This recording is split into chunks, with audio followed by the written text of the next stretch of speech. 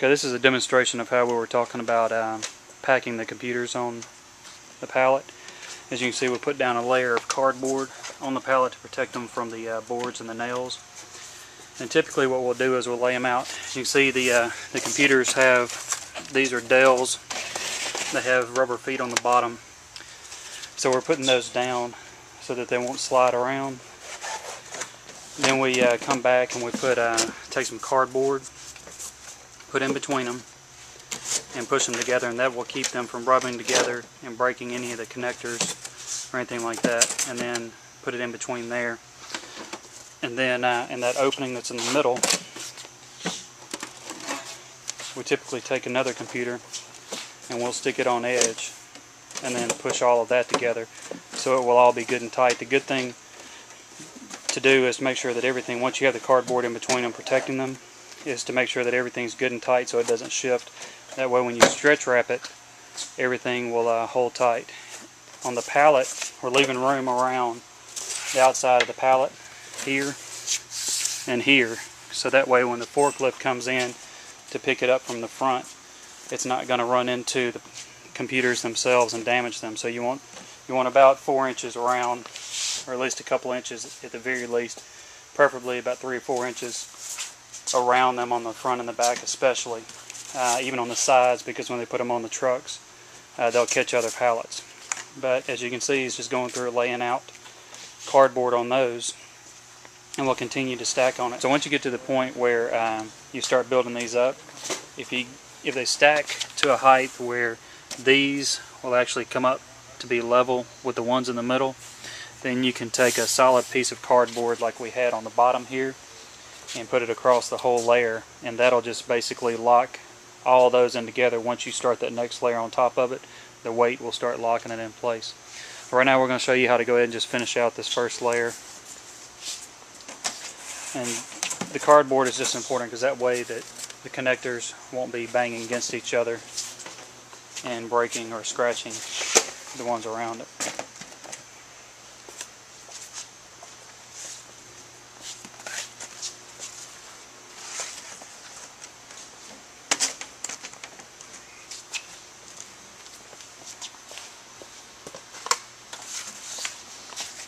And once again, it's important, once they're in there, to make sure that they're pushed tight against the cardboard. And you can see right here how those are pushed in tight, and that way they won't, in transit, they're not going to move and shift. They won't have any room to move on you.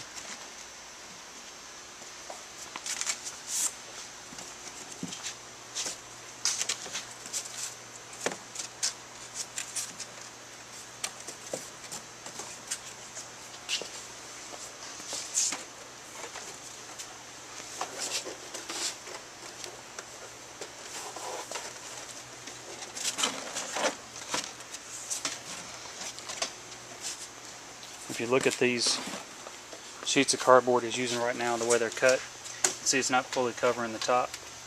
It's actually made to where it'll fit in between these feet. And so it's going to protect the cases from rubbing against each other, but it's still going to allow the feet to touch the one below it and provide some friction for them to stick together.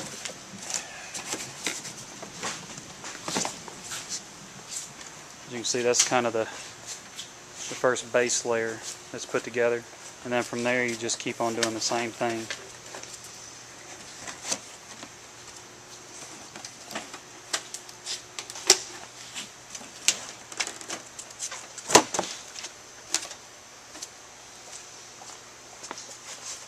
And you'll see by the time we get the third one on there, that's going to bring it up to the same height as it's sitting on the side.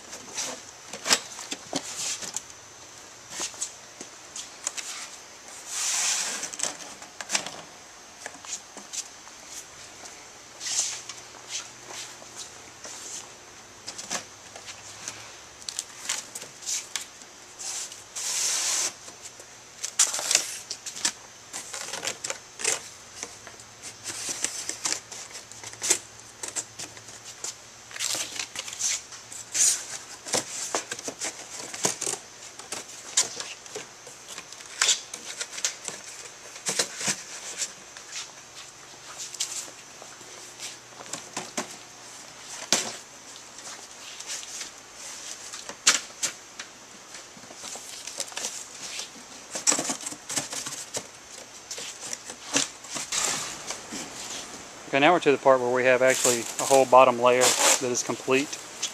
And you can see that's 3 high with 1 in the middle, capping those off for the next layer. So what we're going to do now is we're going to show you on stretch wrapping. We're using a heavy duty stretch wrap. And the important thing is you want to start at the bottom, tie it off to the pallet. You want to get a good stretch on it and put a lot of tension on it. And you want to make sure that when you come around the first couple of passes that you actually hook on the pallet or whatever is sticking out here. And then you want to work your way up, and that way it'll secure those to the pallet and keep them from shifting off. But the easiest way to do is just go ahead, if you don't have somebody to help you especially, would be to tie it off to the pallet. So you want to anchor it on there, and then you want to start pulling it and wrap around that bottom first. And it may tear through that first couple of times. But as you keep going, you'll get some on there that does not rip on you. But the important thing is as you're going, make sure you're getting lots of tension on that. You can see how he's stretching it out. When he gets to that corner, he stretches on out and then pulls it in. And then you want to make sure that as you move up the stack, that you overlap each run of stretch wrap. You don't want to jump up and leave any cracks in between layers. You see how he's overlapping it? Because if you leave cracks in between the stretch wrap, it'll separate and allow them to come loose. You see how it's wrapping it around the top of this. This is what it will actually look like on the top of your top layer when it's done.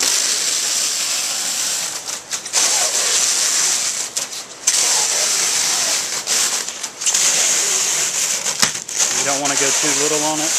It takes a lot of stretch wrap, a lot more than what you think it would take, just simply because it's a lot of weight and these are going to be traveling a long way. You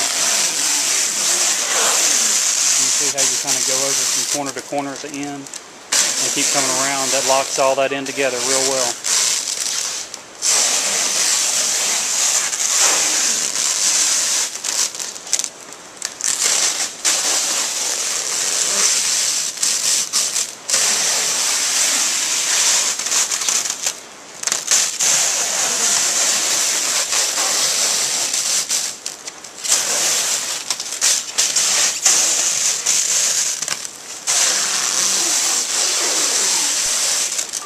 Now that the pallet is stacked and wrapped, the last thing you want to do is take a box that's an odd size, you know, something that's not oversized, but still big enough that you can set on top, and you want to just come back around and bring the stretch wrap and affix that to the top of the pallet.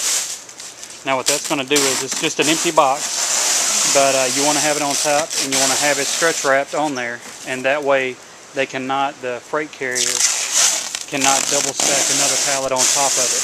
This is what it would look like at the end, except for in most cases it will be about twice that height. Right now we have they're 3 high on the sides, and then we have those going down the middle.